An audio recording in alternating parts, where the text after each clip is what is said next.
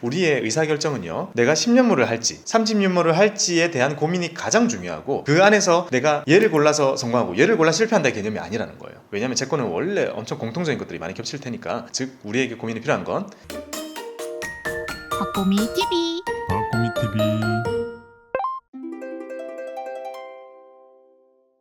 안녕하세요, 박보미입니다. 지난 시간에 저희가 채권에 대해서 듀레이션을 배웠습니다. 그리고 그 듀레이션을 배우면서 이 듀레이션이란 건 결국 우리가 ETF를 고를 때 보는 수치로 쓰는 거구나, 이런 결과를 제가 말씀을 드렸는데요. 그래가지고 오늘은요, 장기채 ETF를 전부 다 가져와가지고 여러 가지를 비교해보는 시간을 준비했습니다. 안녕하세요, 김님. 안녕하세요. 채권 ETF는 사봤어요? 예전에 첫 수업 들었을 때는 ETF를 샀는데 오히려 관리를 해야 되나? 보는? 그 느낌이, 그 채권을 사는 느낌이 와닿지가 않아서 그냥 팔아버렸어요. 맞아요. 그게 채권 ETF의 단점입니다. 그러니까 약간 제가 사려고 했던 그 목적이 하나도 드러나지 않아가지고 이거 내가 잘못 산 줄 알고 그냥 팔았어요. 잘했습니다. 자, 채권 ETF의 고유의 단점이기도 합니다. 하지만 여전히 저는 그런 생각을 해봅니다. 가장 좋은 거랑 많은 사람들이 이용할 수 있는 거랑 되게 달라요. 특히 채권은 그게 좀 심해요. 예를 들면 개별 채권이 좋아요, ETF가 좋아요 라고 물으면 저는 당연히 개별 채권이 좋다고 말합니다. 하지만 개별 채권 다루는 거 어렵고, 그걸 사기 위해서 공부해야 되는 내용들도 많고, 실제로 매수를 할 때 수량이나 이런 거 실수를 또 많이 하거든요. 근데 ETF는 그렇지가 않잖아요. 그래서 누구나 더 많은 사람들에게 해당이 되는 것은 항상 ETF라고 생각을 합니다. 그런 많은 ETF들 중에서 오늘 가지고 온 건 장기채 ETF입니다. 자, ETF는요, 단기, 중기, 장기로 나누는 게 제일 무난하잖아요. 자, 단기 채권은 만기가 1년 이내로 남았습니다. 어떤 기업이든지 1년 이내에 망할 리스크가 거의 없죠. 거의 없다 보니까 가장 안전한 채권이 바로 단기 채권입니다. 안전한 만큼 금리에 대한 움직임이나 이런 것도 별로 없죠. 그래서 단기 채권을 ETF로 만들어 놓은 거를 사게 되면 사실상 그냥 파킹의 개념입니다. 별반 다르지 않아요. 우리가 CMA 넣어 놓는 거, RP 사는 거, 뭐 MMF 넣어 두는 거, CD금리 사두는 거, 이런 거 전부 다 조금씩 다 비슷하잖아요. 0.1% 차이 정도? 그런 것들과 크게 다르지 않습니다. 그래서 만기가 1년 이내로 남은 그런 채권들을 모아놓은 단기 채권 ETF는 만기 없이 파킹으로 둘 수 있구나 라는 개념으로만 사용하시면 좋겠고요. 그 다음에 중기 채권은 고금리를 확정적으로 이용할 수 있는 그런 장점들이 있잖아요. 근데 중기 채권을 ETF로 만들어 둔 거는 저는 그렇게 썩 좋아하진 않고, 뭘 선호하냐면요, 만매 ETF. 뭐죠? 만기 매칭형. 맞습니다. 자, 만기 매칭형 ETF들은 주로 중기 회사채들을 모아놓은 ETF이기 때문에요. 만기가 보통 2026년 이런 게 도달되는 게 되게 많이 있거든요. 그런 거는 정말 개별 채권 못 다루시는 분들이 사기에 정말 좋다고 생각을 해봅니다. 이런 거 좋아요. 그 다음에 장기 채권 ETF는 이거는 모두 다 국채입니다. 이거는 이제 한국이랑 미국 정도 구분만 있는 시장이고요. 국채입니다. 그러면 장기채 ETF를 우리가 오늘부터 이렇게 볼 건데요. 기본적으로 전제하는 건 뭐냐면요, 디폴트 리스크는 없습니다. 없어요. 그러면 채권에 어떤 리스크만 남는 거죠? 가격이 떨어지는? 그렇죠. 금리 변동 리스크만 남는 거죠. 또 하나 남긴 남는데 뭐가 있냐면요, 중도 매도 리스크. 이 리스크는 어디서 실현이 되는 거죠? 내 손으로 실현이 되는 리스크입니다. 채권의 가격이 움직이는데 그거는 금리 변동 때문에 움직이는 거잖아요. 금리 움직일 때 내가 산 가격보다 낮은 가격에서 팔면 손실이 확정이 되는 거죠. 그래서 이렇게 채권들의 리스크들이 있는데요, 이것만 남는 거죠. 금리 변동 리스크. 그래서 장기 채권 ETF를 고를 때는 이 금리 변동에 주 포커스를 두시면 됩니다. 그래서 오늘 비교를 해드릴 건데요, 결론은 금리 변동에 따라서 어떤 게 덜 움직이고 어떤 게 많이 움직이는지를 내 성향과 맞추시는 것이 제일 중요합니다. 거기 느낌 오죠? ETF만 말해줘요? 네, 마치 원하지 않았다는 듯이.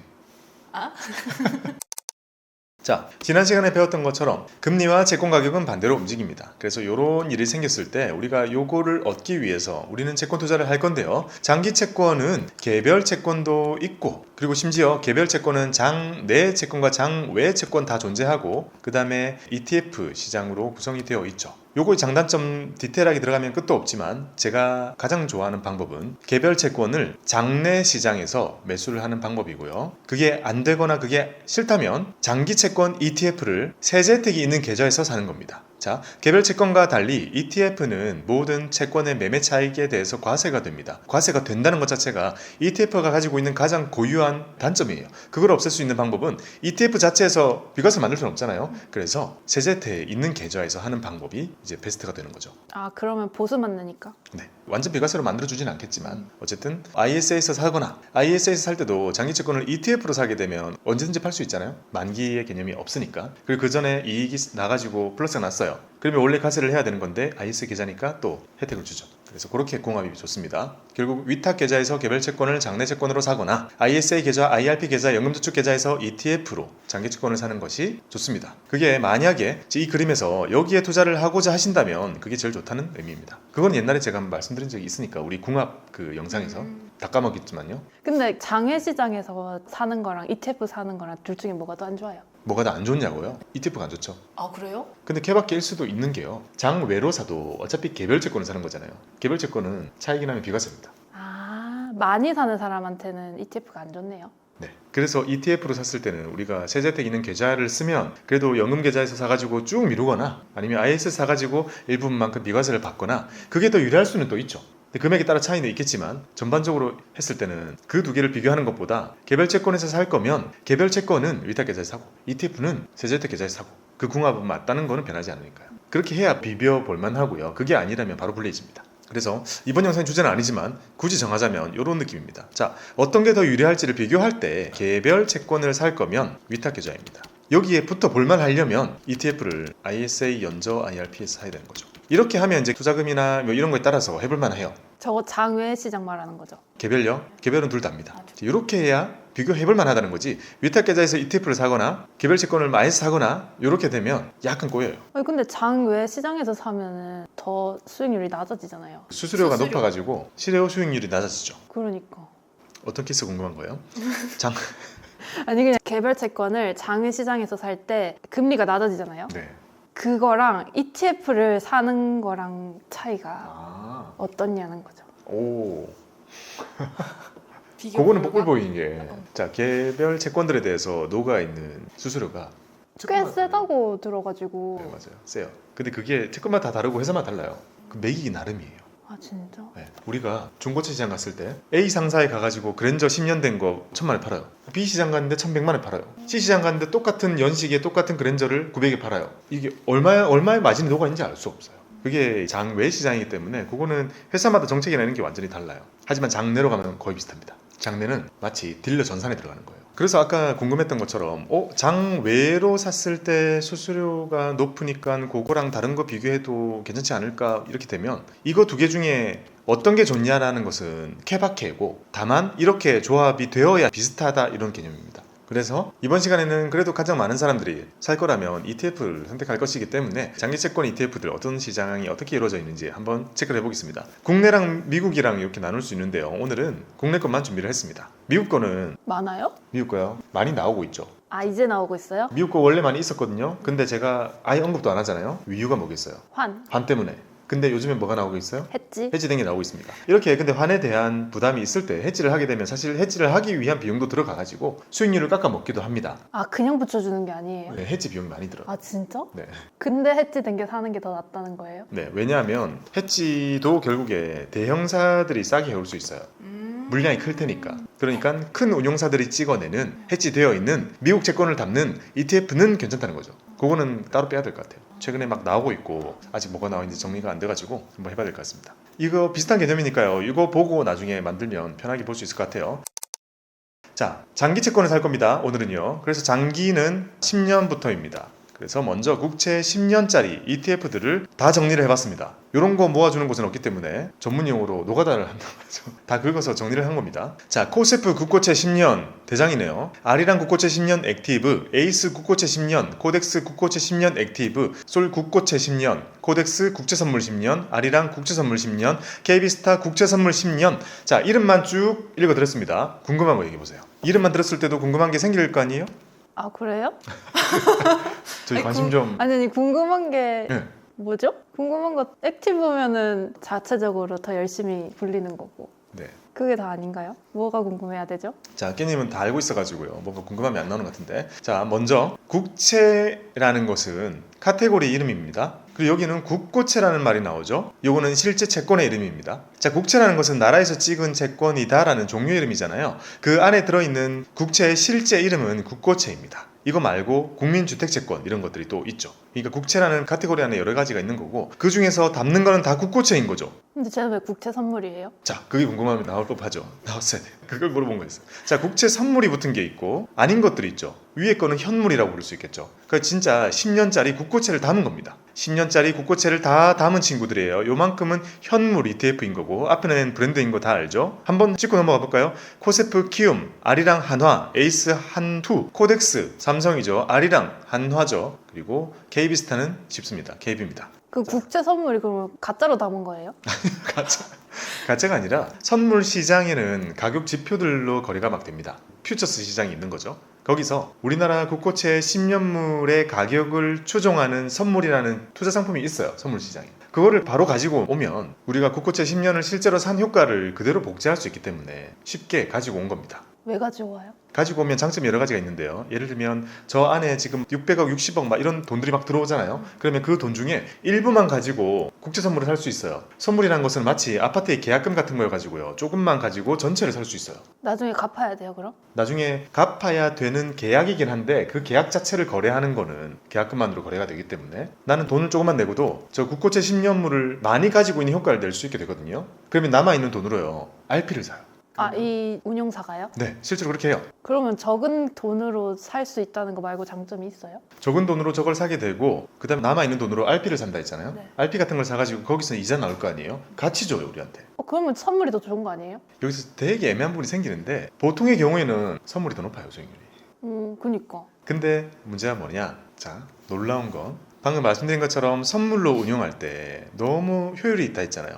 그런데 선물 자체는 가격 지표입니다. 실제로 국고채 10년을 사는 게 아니죠. 그래서 여기 보면 듀레이션이 따로 존재하지 않고 그때 국고채 10년의 가격이 바로바로 그냥 반영이 되는 개념입니다. 실제 채권이 들어있지 않기 때문에 듀레이션 계산 개념이 없어요. 그 다음에 분배금을 줄 수가 없죠. 선물 자체는 배당을 안 주니까. 그래서 여기 보면 다 재투자의 개념으로 미지급으로 되어 있는 거고요. 그 다음에 YTM도 존재하지 않죠. YTM이라는 거는 지금 우리가 이 채권을 샀을 때 안에 들어있는 채권들이 쭉 있을 거 아니에요. 그 채권들은 지금 내가 사면 모든 게 고정되는 걸 우리 알고 있잖아요. 그러니까 지금 살 때 내가 얻게 되는 그 수익률을 딱 찍을 수 있는 게 YTM입니다. 이게 오늘 기준으로 지금 딱 사면 우리가 받게 되는 수익률입니다. 하지만 국제선물은 가격에 따라서 그냥 바로바로 움직이는 거잖아요. 그래서 직전 1년 수익률 그런 것만 나타낼 수 있어요. 그러면은 얼추 저 정도 되겠다 하고 사는 거예요? 그렇죠. YTM이 존재할 수 없기 때문에 최근 거나 그런 걸 보고 사게 되는데 제 생각에는 일반적으로 선물이 더 높을 가능성이 있어요. 위험성은 없어요? 위험 없습니다. 근데 왜 이렇게 큰 건 다 현물일까요? 퀴즈. 저거를 하려면 국고채 10년물 다 실제로 담아야 되잖아요. 자, 과거에는 선물 ETF가 줄을 잃었습니다. 방금 말씀드린 것처럼 너무 쉽게 그냥 얼마가 들어오든 그냥 선물 시장 가지고 툭 사면 끝나니까. 운영의 효율성 때문에 너무 쉬워서 선물을 많이 썼어요. 근데 지금 보면 무슨 일이 있었는지 국고채 10년물 시장을 봤을 때 현물이 위에 꽉 차 있잖아요. 저 다 나온 지 오래 안 됐단 말이에요. 왜 저럴까요? 두 가지 이유가 있습니다. 두 가지나 있어요?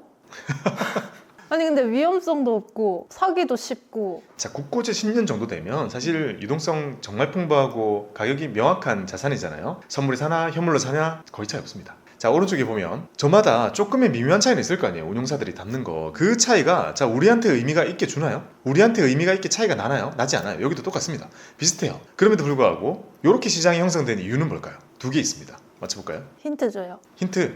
규제 때문이 아니라 수요 때문입니다. 선물을 더 안 한다는 거잖아요. 대묻지 말고 답을 맞춰봐요. 거의 맞췄는데. 선물을 기피한다? 이게 뭐예요? 너무 말도 안 되는 거 아니에요? 자, 1번 되게 웃긴 게 IRP에서 안 사진다? 선물 붙은 거 안 사시잖아요. 왜요? 안 위험하다면서요? 안 사진다니까요. 연금저축이성 사지는데 IRP에서는 선물 ETF 안 사집니다. 그냥 선물이라는 글자가 들어갔다는 이유만이에요? 네. 왜요? 아, 그냥 상품 자체를 평가하지 않는구나. 그거는 태생이 그냥 그래서 그래요. IRP는 전혀 다른 곳에 태어났다 했잖아요. 연금저축은 여의도에서 태어났지만 IRP는 다른 곳에 태어났기 때문에 선물을 받아들일 수 있는 그런 계좌가 아니에요. 그러다 보니 선물 ETF는 못 담게 돼 있는데 옛날에는 별로 상관이 없었어요. 근데 문제는 갑자기 개인 투자자들이 IRP를 엄청 많이 터가지고 여기서 수요가 급증한 거죠. 근데 시장이 봤더니 뭐야, 다 선물인 거예요. IRP 시장이 엄청 커진 거예요. 그래서 이 수요에 대응하기 위해서 너도 나도 지체 없이 현물 국고채가 담겨있는 걸 출시를 했고 그게 이렇게 많이 팔린 겁니다. 그리고 눈치챌 수 있는 건 선물이 보수가 너무 높죠. 여기 좀. 자, 전반적으로 그렇게 싸다는 느낌 안 들죠. 왜냐면 위에 있는 친구들이 개인 투자자를 겨냥하고 뒤늦게 출시되었기 때문에 보수가 매우 낮은 겁니다. 2번은 뭐예요? 2번은 답이 위에 있습니다. 보수가 높다. 알 수 없다. 시총이 작다.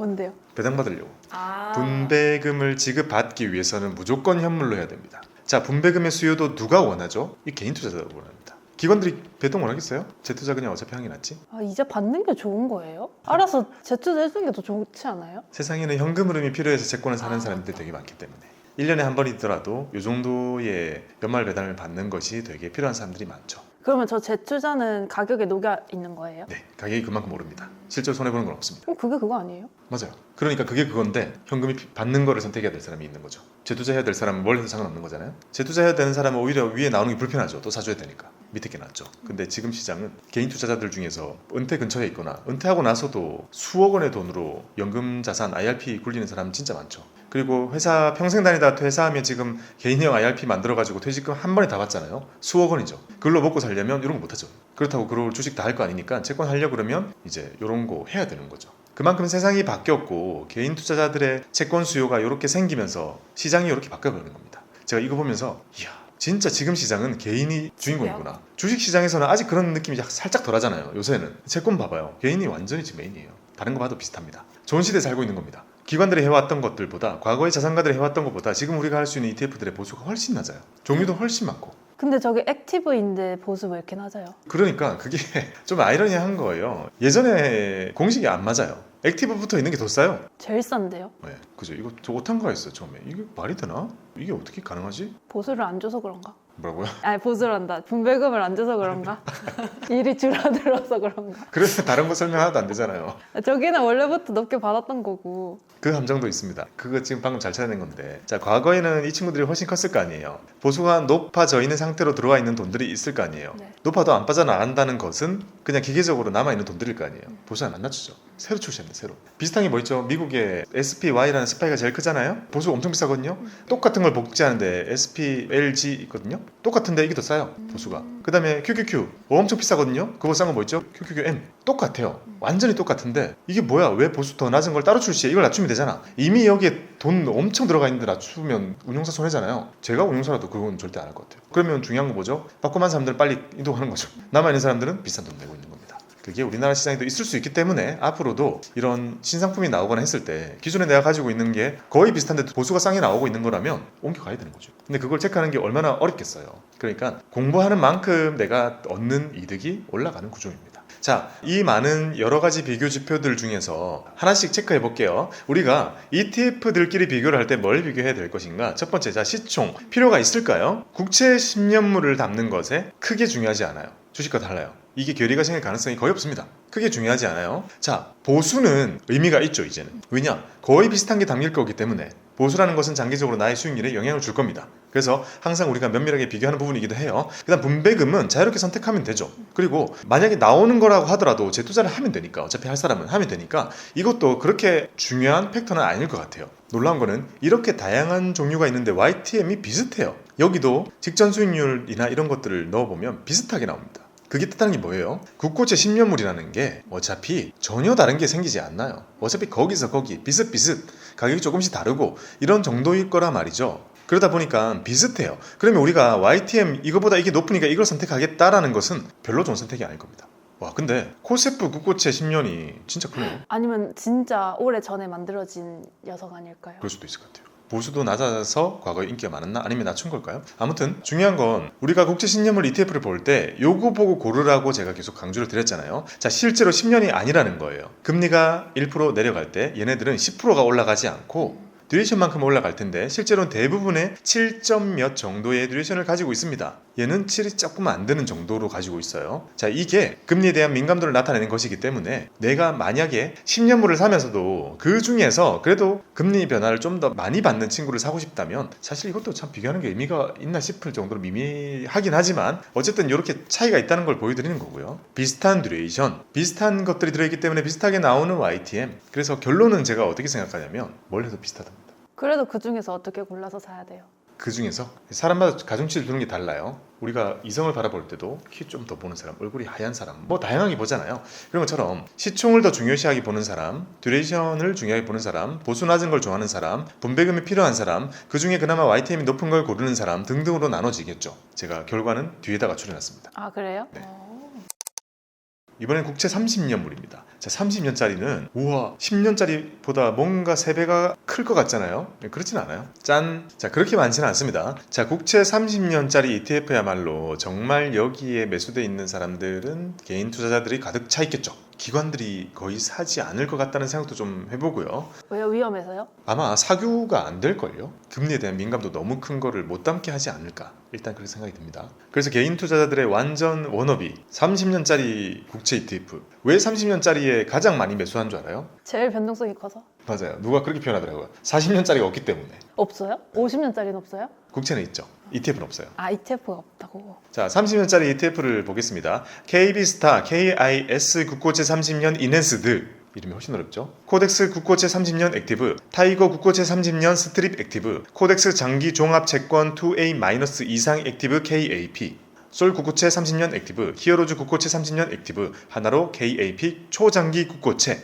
이름 딱 들었을 때 궁금한 게 여러 가지 나올 겁니다. 이번에는요. 우리 학습 차원이니까 배우고 넘어갑시다. 뭐 궁금한가요? Enhanced. 저 뭐 강화시키다 이런 거예요? 네, 맞아요. 뭘 시킬 게 있어요? 뭐 더 위험하게 만드나? 네, 보통 그래요. 보통 조금 더 뭔가 운용의 묘미를 더해가지고 수익률을 조금 더 올리는 거를 하는데요. 주로 수익률을 올린다는 개념은 듀레이션을 늘리죠. 그래서 뭔가 우리가 아이템 강화 같은 거 게임 하다 보면 하잖아요. 그 강화할 때 칼은 공격력이 세질 거고 방패는 방어력이 세질 거 아니에요? 자, 채권을 강화한다 느낌. 칼 여러 개.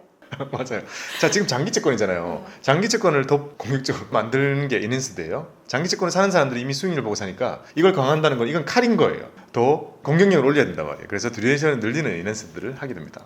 그래서 뭐 어차피 여기 보이겠지만, 자, 옆으로 가보면 듀레이션이 어때요? 24년입니다. 자, 30년짜리인데 보통 30년까지는 아예 안 나오고요. 거기까지 만들기 위해서 손을 많이 써야 되는데 듀레이션이 30년이 아니고 줄어들어 있잖아요. 자, 이 이유는요. 기본적으로 30년짜리 채권 자체는 앞에 계속 주는 이자가 많죠. 그래서 듀레이션이 줄어드는 건 당연한 것일 거고, 그 다음에 저는 ETF 안에서 30년짜리 ETF를 계속 새로 출시되는 거 담고 또 빼고 이러면 거래 비용이 너무 커서 수익률이 엉망이 될 겁니다. 그러니까 시간이 지날수록 안에 들어있는 잔존 만기는 줄어들겠죠. 아, 많이 안 팔고 사는구나. 네, 어느 정도 더 여유를 두는 거죠. 왜냐하면 장기 국채인 만큼 거래 비용이 훨씬 크기 때문에 이것들을 사고 팔면 안 돼요. 그러니까 자연스럽게 듀레이션이 시간이 가면 줄어들게 돼 있잖아요. 그러니까 어쩔 수 없이 줄어드는 거, 그리고 장기채다 보니까 앞에 이자를 워낙 많이 받으니까 그것도 줄어드는 거, 그런 것들이 다 합쳐지는 거죠. 자, 보면 30년짜리인데 24년 요거 되게 인핸스드 된 거 되게 긴 거예요. 요거는 코덱스 국고채 30년 액티브, 이거는 이름 딱 제일 무난하죠. 제일 표준 같잖아요. 요거는 18년입니다. 생각한 것보다 듀레이션이 많이 짧다라고 느낄 수 있어요. 그 다음에 타이거 국고채 30년 스트립 액티브, 이거 놀랍죠. 제일 세다. 제일 세죠. 이거는 장기채를 채권 투자를 할 때 듀레이션을 늘릴 수 있는 제일 강한 방법입니다. 근데 YT는 왜 이렇게 낮아요? YTM은 늘어나지 않아요. 듀레이션 따라서. 자, 우리가 배웠죠. YTM은 지금 내가 이 채권을 샀을 때 만기까지 기대할 수 있는 만기 보유 수익률을 말합니다. 그래도 기간이 길다는 거는 수익률이 더 높아야 되는 거 아니에요? 그렇진 않고 어차피 연율이고, 장기채라고 하더라도 지금 놀라운 거는 앞에 10년짜리랑 비교해도 금리 더 낮아요. 맞네. 10년짜리가 더 높아요. 자, 이걸 뭐라 부르냐면 금리 역전이라 부릅니다. 지금은 금리가 역전돼 있어요. 지금 깻님이 생각하는 것처럼 뭐야, 만기가 긴 거 이게 리스크가 더 크니까 당연히 금리가 더 높아야 되는 게 아니에요 라는 게 정상적인 상황인 거고, 지금은 금리가 뒤집어진 지 오래됐습니다. 지금은 은행에 가면 마치 이런 식이에요. 은행 1년 예금 얼마예요? 3%예요. 그러면 5년 얼마예요? 1%예요. 그러고 있는 시장 상황입니다. 그게 되어 있는 이유는, 이건 좀 되게 매크로적인 얘기인데, 단기 금리는 기준금리를 올려놨어요. 근데 10년짜리 장기 금리는 사람이 조정 못하고 시장이 결정한다 했잖아요. 이거는 내려가 있어요. 왜냐하면 금리가 낮아질 게 반영돼 있기 때문에. 그러다 보니 역전이 돼 있어요. 지금은. 진짜 이거는 약간 가격 몇 배 차익으로 먹고 들어가는 거네요. 네, 30년을 사는 이유는 그밖에 없어요. 그래서 YTM이 진짜 의미가 없어요. 그리고 YTM 다 비슷하고, 아까도 말씀드렸다시피 지금 만기가 얼마인지에 따라서 YTM이 확 바뀌는 시대가 아니에요. 지금은 여기 있는 듀레이션에 따라서 채권 가격이 바뀌는 것이 모든 걸 좌우하는 시대입니다.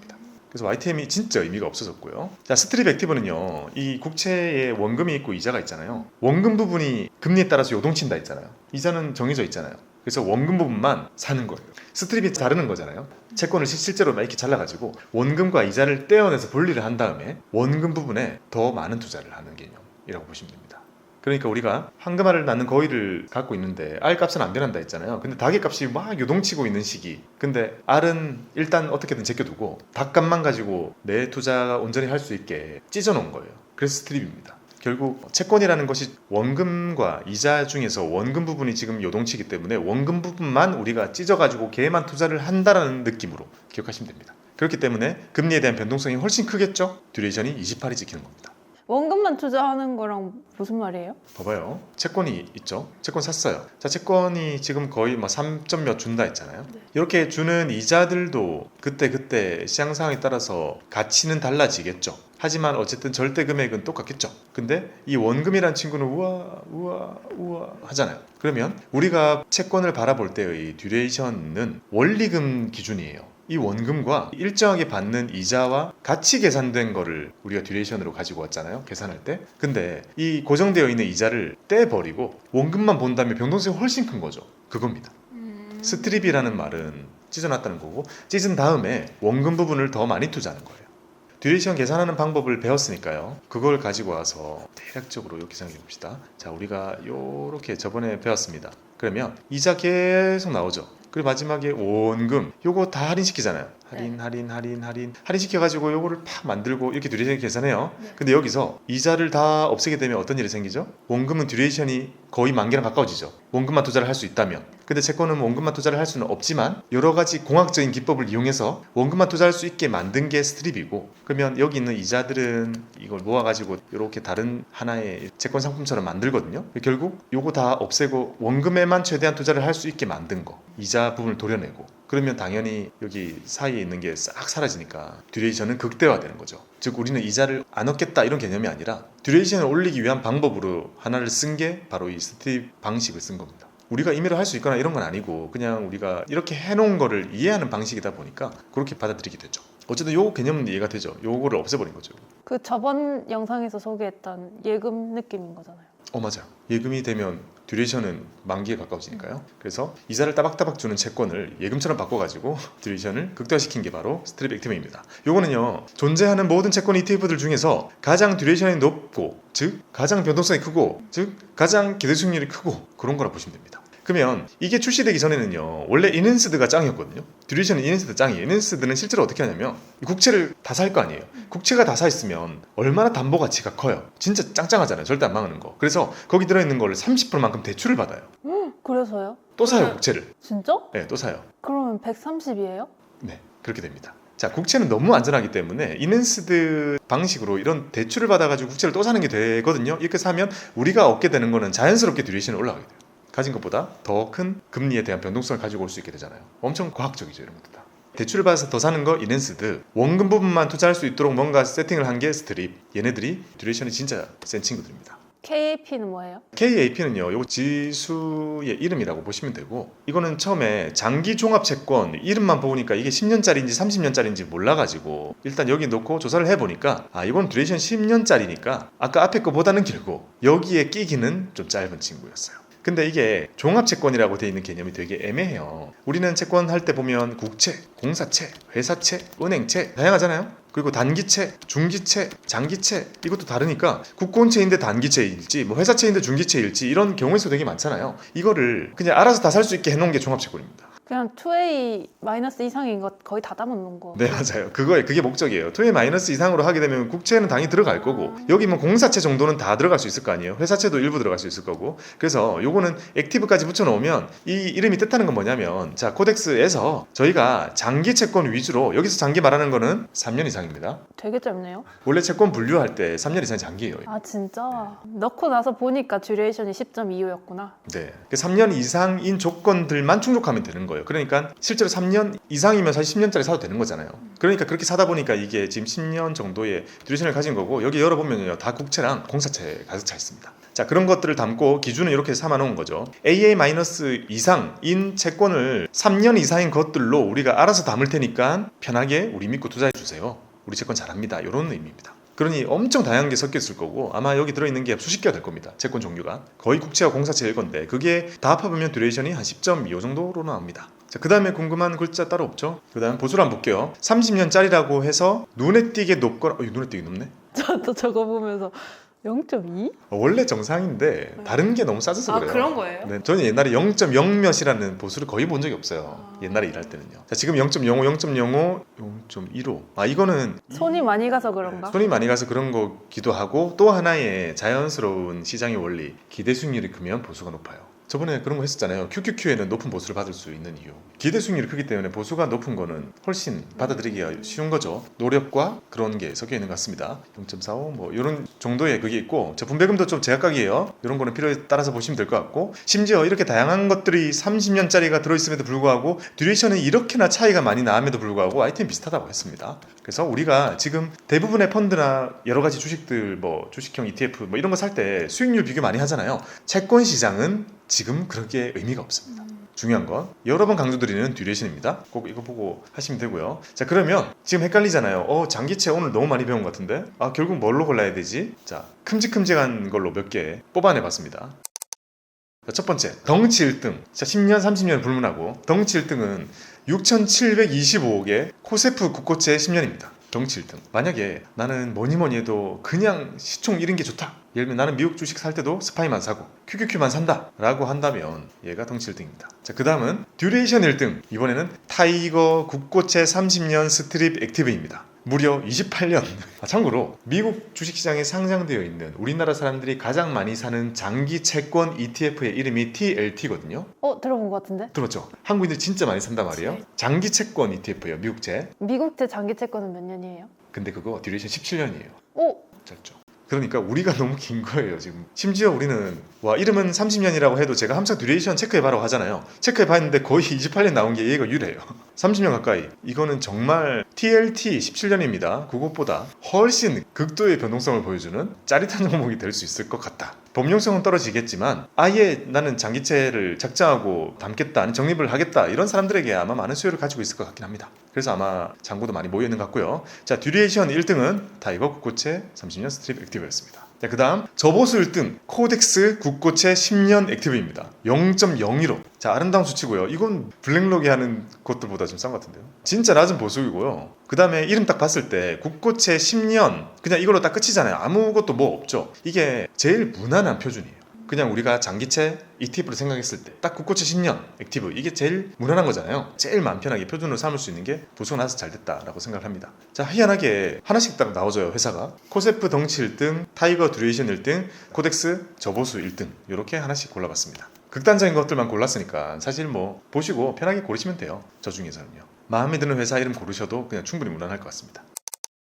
자, 오늘의 결론 1. 장기채권 ETF는 금리 방향성 투자입니다. YTM 다 똑같은 거 봤죠? 심지어 장기채권이 더 낮아요. 자, 수익률 보고 투자하는 거 아니고 지금은 듀레이션 보고 투자를 해야 되는 시기입니다. 그래서 장기채권 ETF 투자는요, 우리가 흔히 얘기하고 직관적으로 떠올리는 채권 투자가 아니에요. 우리는 30년짜리를 산다고 해서 더 높은 금리를 얻거나 그런 것도 아니고 저 3.몇을 얻기 위해서 채권 투자를 하는 사람은 존재하지 않아요. 특히 장기채는. 저거는 완전히 순수하게 금리의 방향성 투자입니다. 마치 금리라는 것을 상품화 시켜놓은 DLS나 DLB, 그 ELS가 비슷한 거 있어요. 그런 거나 파생시장이랑 성격 자체는 약간 비슷해요. 그러니까 이거는 쉽사리 우리가 접근해서는 안 되는 되게 고난도 투자에 가깝다고 보시면 됩니다. 하지만 어쨌든 지금 같은 시기에서는 저도 많이 장려를 하고 있고 사실 많은 사람들이 하고 있어서 지금은 그런 시기긴 하지만 아마 먼 훗날에는 대부분의 시기에는요, 이건 우리의 투자가 아니에요. 자, 2번 10년물 비슷하고 3년물 만기 수익률 비슷합니다. 그러니까 10년물끼리 비슷하고 30년물끼리도 안에 들어있는 것들은 얼추 비슷한 것들이 들어있을 거 아니에요. 그러니까 궁극적으로는요, 들어있는 거는 거의 다 전반적으로 비슷한 것들끼리 우리가 비교하는 것일 수도 있다. 즉 우리의 의사결정은요, 내가 10년물을 할지 30년물을 할지에 대한 고민이 가장 중요하고, 그게 되고 났다면 그 안에서 내가 얘를 골라서 성공하고 얘를 골라 실패한다의 개념이 아니라는 거예요. 왜냐하면 채권은 원래 엄청 공통적인 것들이 많이 겹칠 테니까 그거를 기준으로 잡는 것이 괜찮을 것 같습니다. 즉 우리에게 고민이 필요한 건 매크로 공부를 많이 해가지고 금리에 대해서 어느 정도의 노출도를 가지고 갈 건지 그걸 정하는 것이 훨씬 중요합니다. 자, 3번 YTM 비교 큰 의미 없고 중요한 건 듀레이션을 보자는 겁니다. 이거 계속 말씀드렸던 거죠. 4번 금리나 못 맞춘다는 겁니다. 못 맞춥니다. 이게 뜻하는 게 뭐예요? 금리 오를 수도 있습니다. 그리고 내리지 않는다면 오르는 것과 똑같은 효과를 얻게 됩니다. 왜냐하면 또 선반영이라는 것이 있기 때문에. 자, 채권 시장에서는 잘 본 적 없는 그런 선반영과 이런 주식 같은 투자를 하게 되는 겁니다. 장기채는요. 자, 5번. 언제가 되든 저는 지금 이런 생각이 드는 거예요. 이자를 받으면서 기다리는 것이 지금의 장기 채권 투자라고 생각을 해봅니다. 그래서 어찌 보면 우리가 가치 투자를 한다거나 아니면 다른 부동산 투자, 코인 투자 등등 다른 투자처가 명확히 있으면 그걸 하면 되는 건데요. 그게 아니라 어느 정도 안전성을 깔아두고 시간을 좀 길게 가지고 갈 수 있으면서 금리의 방향에 대한 상승을 얻고자 한다면 장기 채권 투자는 괜찮은 투자가 될 것 같습니다. 오늘 지금 10년짜리 ETF랑 30년짜리 다 적어놓고 하나씩 보니까 이제 거의 눈에 쏙쏙 들어오죠.